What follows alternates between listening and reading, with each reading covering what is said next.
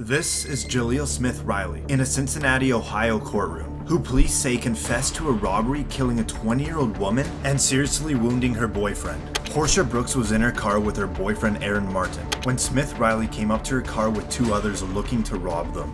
When Smith Riley found out Martin didn't have any cash, he was shot in the head, leaving him with permanent brain damage. Smith Riley then shot at Brooks, which killed her 3 days later.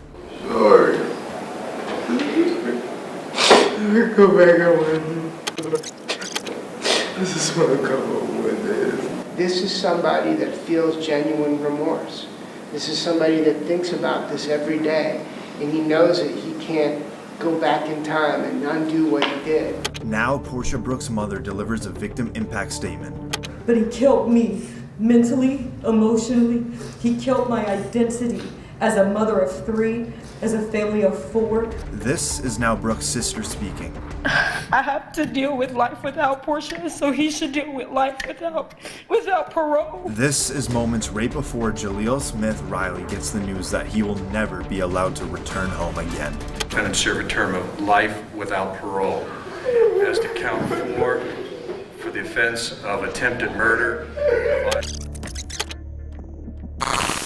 This is Diana Lovejoy. She used to be married to Greg Mulvihill living in Carlsbad, California, but soon their marriage fell apart and they divorced. After a messy divorce and lots of legal trouble, it ended with the court ordering Diana to pay $120,000 to Greg for his stake in their family house. The court also ordered that she must share custody of their son. Diana became furious about hearing the court orders, so she planned to kill her ex-husband by teaming up with her boyfriend, Weldon McDavid.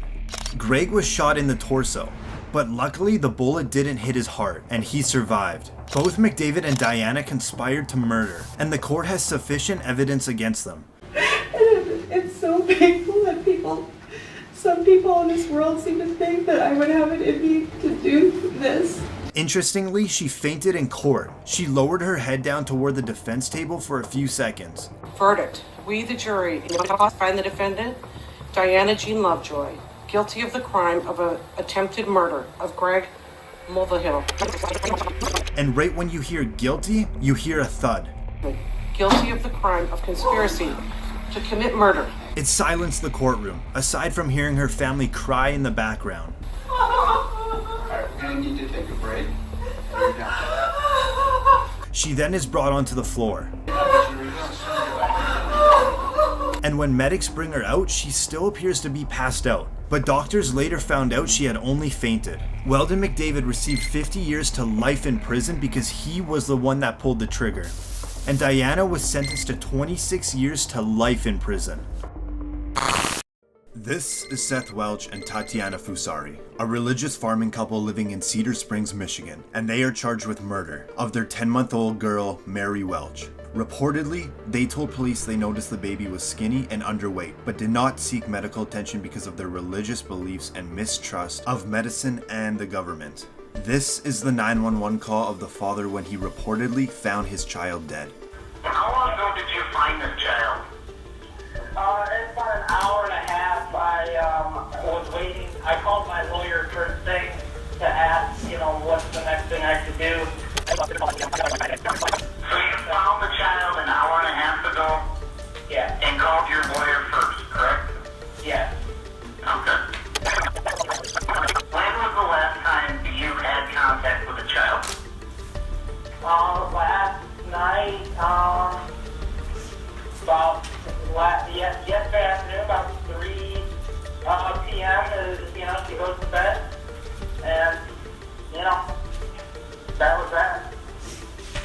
Okay, so you put her to bed yesterday at 3 p.m.? Yeah, and then this morning at 10. So you're saying it is normal for your children to sleep from around 3 p.m. till 10 a.m.?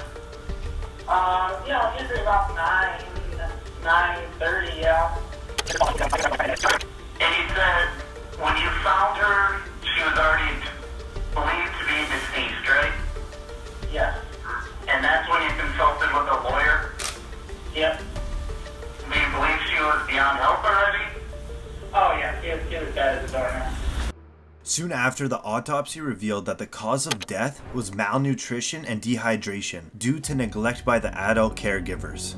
And this is the moment they realize they will be spending the rest of their life behind bars. That you're both charged with what they call felony murder while in the perpetration or attempted perpetration of child abuse in the first degree. They're alleging that you murdered one Mary Welch. That is a charge called homicide felony murder. It is life without parole. It requires a DNA sample to be taken upon arrest, which is often like a cotton swab or in the inside of your cheek. The second offense that you're both charged with is called child abuse in the first degree, where they're alleging you knowingly or intentionally caused serious physical harm to a child. They're talking about this Mary Welch. It is a felony, possible penalty of up to life imprisonment or any term of years less than life. This is Ryan Stone, a Colorado man that went on a crime spree that spanned 5 counties and was broadcasted live by a news station's helicopter. Stone was convicted of carjacking 3 vehicles, including one with a 4-year-old inside the SUV. Authorities said when Stone sped away, he led police on a chase at speeds over 100 miles per hour. If we rewind here, you can just barely see a vehicle that Stone was driving clipping a trooper with the Colorado State Patrol as he was trying to play stop sticks. He ended up with serious injuries. You see Stone pull out another victim from their vehicle and drive off. He heads right into a busy intersection. And now, the chase is on foot. He books it off the road into a parking lot, running in between 2 buildings. As he slips on the ice, he loses his jacket. Now there's just a fence in his way, but nope, it's too high. Cops now close in and he finally surrenders. Stone is now in the county jail, but he believes he should be getting paid for his internet fame while bragging to his friends about the high-speed chase. Hey, did you know I made the news in the UK and Australia?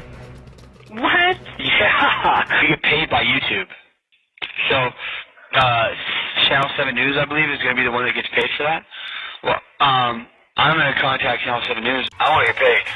You guys are getting paid using my name and my video footage. During his opportunity to address the court about the recordings in jail, Stone blames it on emotional stress and the use of drugs. We are going through trial after that. It was a 1.5-week trial. Extremely stressful. One of the phone calls about seeming like I was bragging about making international news, this, that, and the other. That was within the first week of being arrested. Still coming off of drugs. Stone was convicted of 18 charges, including attempted manslaughter, child abuse, and assault. Then, the judge sentenced him to 160 years in prison.